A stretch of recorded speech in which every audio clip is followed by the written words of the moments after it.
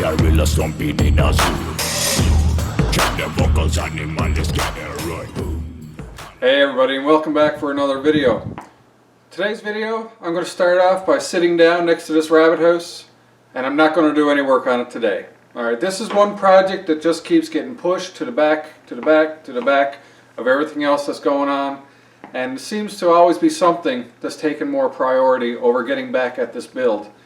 Now, you know, stay cozy in the fact that the rabbits are doing fine.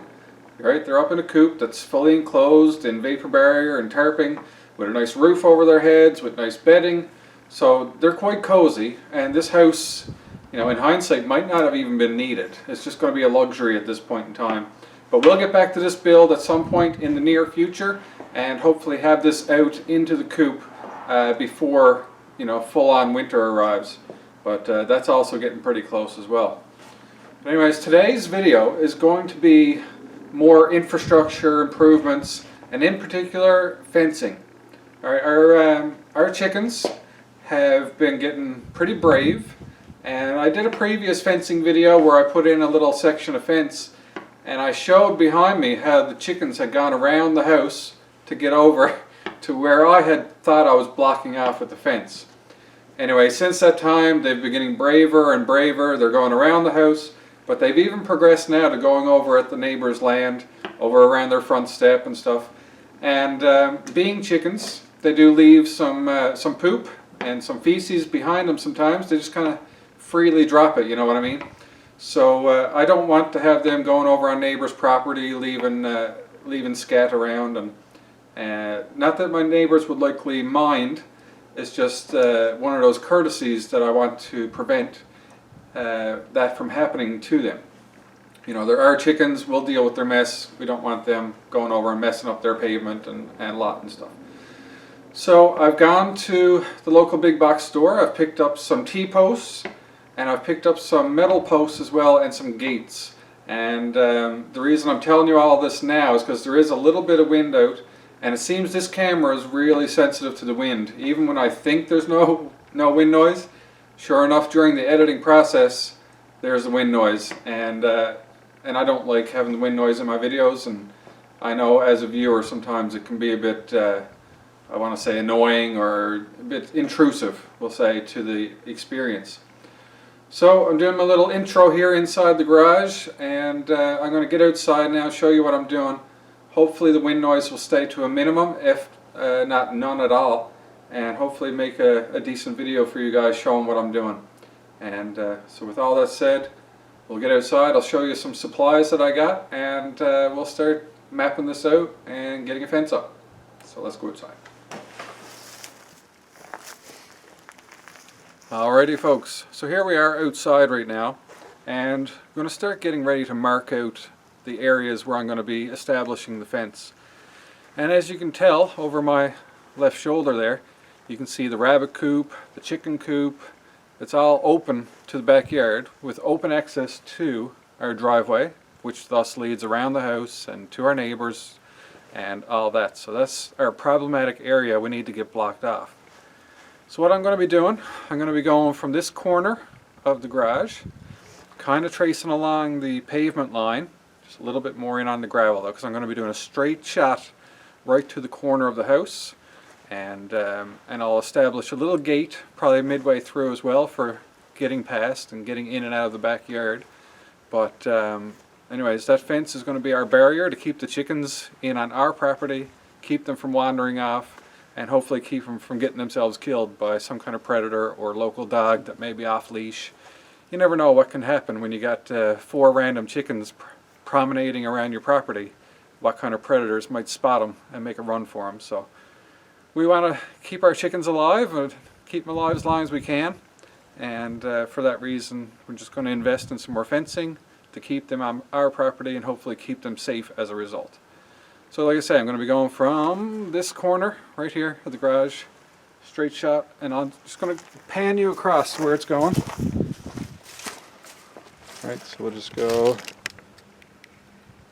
like so to this corner right down here. Okay, so it's going to be a straight shot of fence. But to do that, I'm going to be using a combination of T-posts and metal posts, and we should be able to do a nice little fence here. Now, anyone who's a semi-long-term viewer of the channel, you know that I'm on very rocky land and there's no guarantees in what I'm going to nail down into and hit. So trying to keep these posts vertical and plumb is hopefully going to be an easier task than what it's been in the past, we'll say. Okay, so what I'm going to do first, I'm going to put a post on that corner over there, just a T-post, and then I'm going to put a post on the corner of the house, and from there I'm going to use a line to make a straight line for marking out where the posts are going to go, and that should give me a good straight shot of fencing. But one thing that I got to keep in mind is that on the garage there, you can probably see the gray PVC conduit that runs under the ground and straight towards the house. So I need to make sure I'm not driving any posts down directly over where that conduit would be, because I don't remember exactly how deep it is, and electrical conduit doesn't have to be down too deep, you know, a foot, 2 foot maybe. It may be deeper than that, but I don't know. So I just don't want to go hammering posts down on top of where that could be. So I'm going to be also stringing a line from one end of the gray conduit to the other one, and then if there's any point where the fence line and the conduit line cross, I'm going to be making sure not to drive any posts down in that area. So in that way I'm avoiding all that electricity, hopefully. And in the odd chance that I did hit it, hopefully the PVC pipe will prevent me from puncturing it and getting electrocuted. So this could be interesting. Hopefully not interesting in a bad way for me. So, all right, so I'm going to get to driving in some posts, and let's see how it turns out.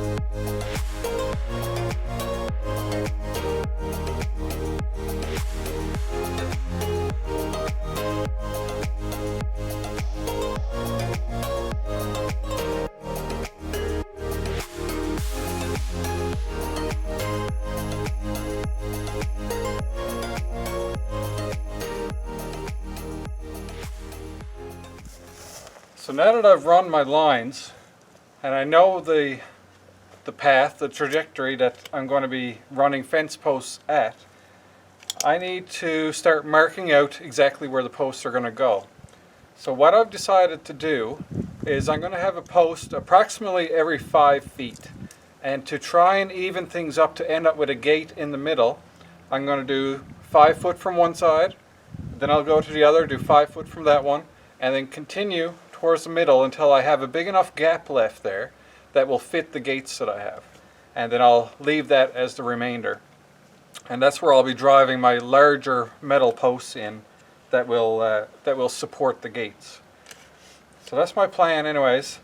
But as I mentioned before about that PVC conduit and the fence not overlapping, funnily enough, you know, given my luck and stuff these days sometimes, the lines cross around the 6 foot mark on this side where I am now for the PVC conduit trail that I'm estimating and the fence line. So I only have a couple of inches of leeway away from the actual PVC line that I've drawn there. So as long as that PVC hasn't taken any wild and wonderful turns within 5 feet towards the garage there, I should be able to avoid it by a few inches or more. And in that way, hopefully, if we're either bit near it at all, and to the point of touching, hopefully it'll deflect the post off to the side, or I'll feel that resistance when I'm hammering in the post, and I'll be able to stop and adjust. But I think at the 5 foot mark I should be clear, so I'm going to try that one first, and wish me luck.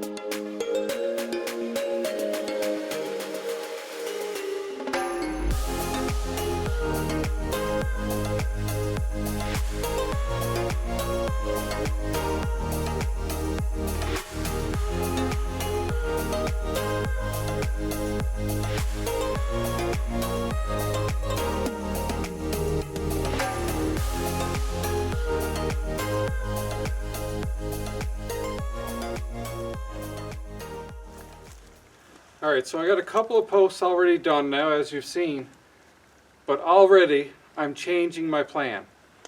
Because the step to our patio is right next to me, so coming from the driveway to our patio step, I don't really want to have to detour, halfway down this fence line to get through the gate and then double back to our step. So I'm going to prioritize our step as being close to the gate, because that's probably going to be some of the most usage that happens, is coming through that gate from the driveway and up the patio steps. So for that reason, the next post that I do, I'm going for one of the big Berthas. Alright, I'm going for a big metal post that a gate can hang on. I don't know how this post is going to go. It's blunt ended, but it's hollow. So I'm hoping that it's going to go down like a drill and almost do like a core as it's going down. That's what I'm hoping anyways. I'm hoping any rock or anything will be small enough to go up in the tube instead of bringing up solid and not letting me dig down further. So I just made another 5 foot mark, and I'm going to try one of the big posts and see how it goes. So I've never driven a post that big. I've only done these T-posts previous. So these bigger posts now could be harder, could be easier, could be the same. I'm about to find out. So let's see what happens.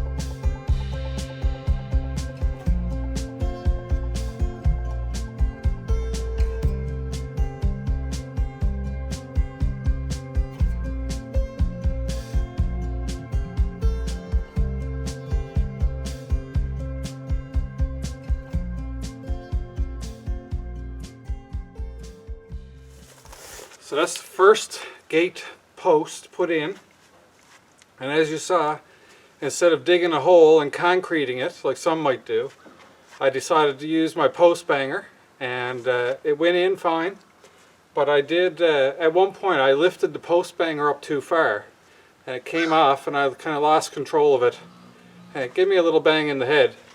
So I'll probably include that footage just for a little safety Sally warning to those handling a post banger of similar weight and design, that it can give you a little smack if you're not careful. So obviously I wasn't careful enough and I got a little smack by it, but nothing to break the skin. It felt like it could have broke the skin, but it never.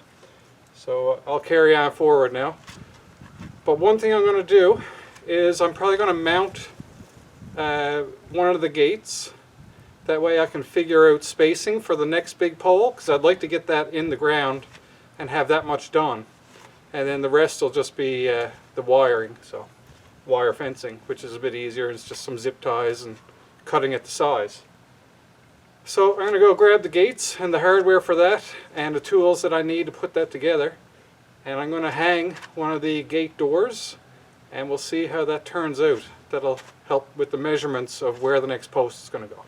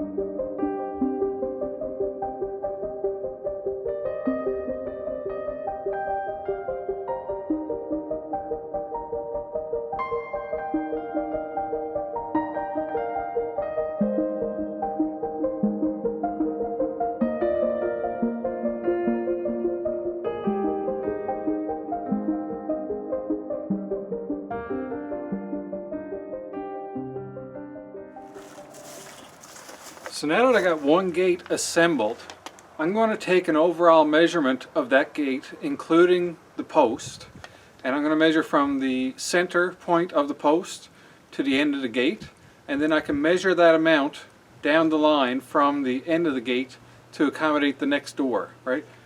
I'm going to say the word gate a lot, I think. But anyways, I'm going to take an overall measurement, and then I'm pretty much going to mirror that so I know my measurements for the other end. And then I'll know where to drive my next post. So that's the idea there. So I'm going to take that measurement now, and I'm going to get to driving the next post in, the next large gate post. All right.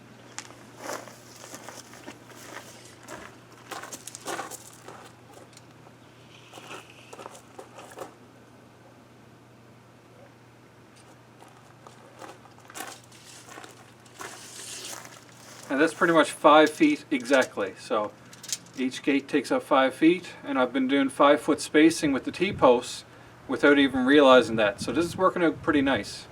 Hopefully it's meant to be, and it'll continue to go well. So I'll measure out 5 feet down from the end of the gate that I got mounted, and that'll give me my post location for the next gate.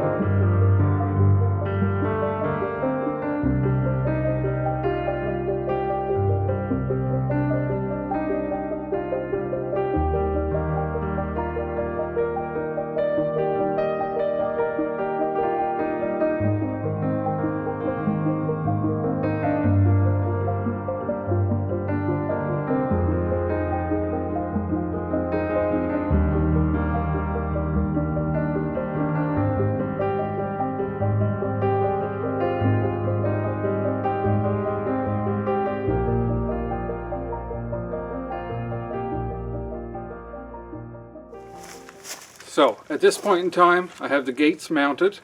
The last post I did, it must have been bringing up in some rock down below, and the post kind of went a little bit wonky, but I had been so far down I didn't want to take it up and try to start over, so I just left it as it was, and I fine-tuned the gates with the hinges. You can kind of swing them left and right, and I used that to adjust the angle of the gate, and it turned out good. Not perfect by any means, but definitely satisfactory, and I'm good enough to leave it as is. So at this point in time, I'm going to drive another couple of T-posts, and we'll be ready then to put up the wire fencing. So let's just kick into that, get it done.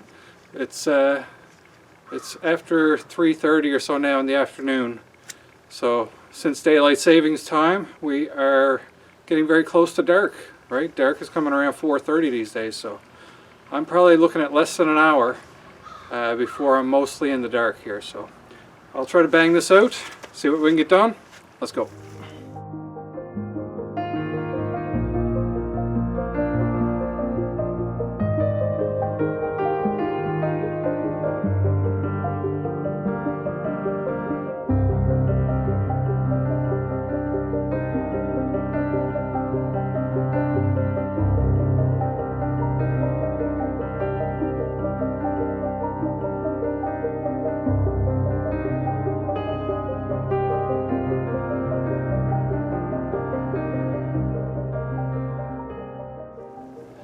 Alright, so off camera, I repositioned that last post. I kept hitting into a rock, so off camera I hauled that back out, and I was using a sledgehammer on it a bit.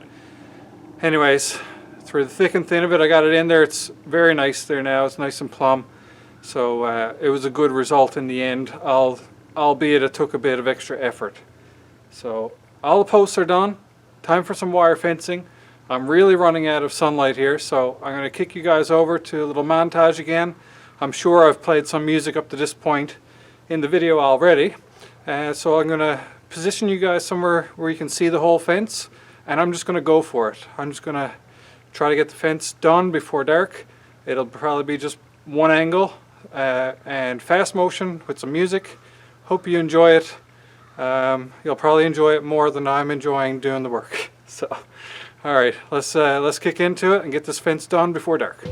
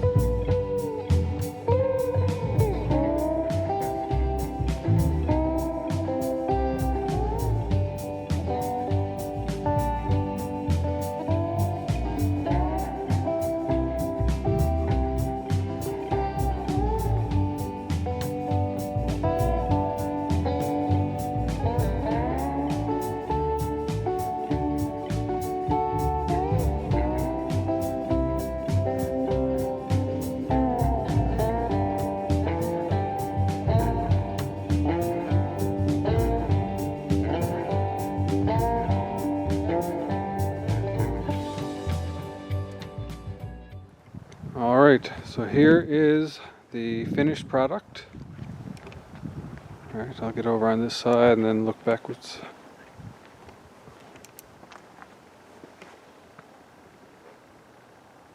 Alright, so like I say, this is just kind of roughly done, yet with a bit attention to detail.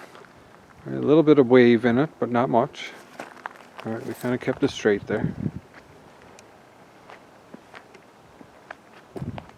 Right, I'm sure the gates could have been better if they were like cemented in, but for this purpose, I'm satisfied. And there's the rest.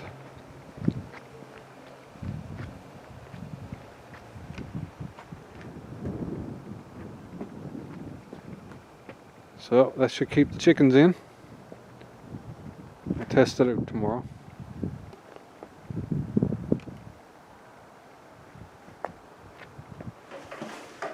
And there we are, another project in the books. There's a little bit of fencing I got to do just on the other side of the garage there, for between my neighbor's property and my own. Not a big deal. It's only like a 10-foot span, so we're talking like 3 T-posts and a little bit of fencing. So I'll be doing that off camera. No point waiting until tomorrow to add it to this video when it's just a straight shot of fence of a short distance. So I'll do that off camera, and ideally that should do the trick and keep the chickens in.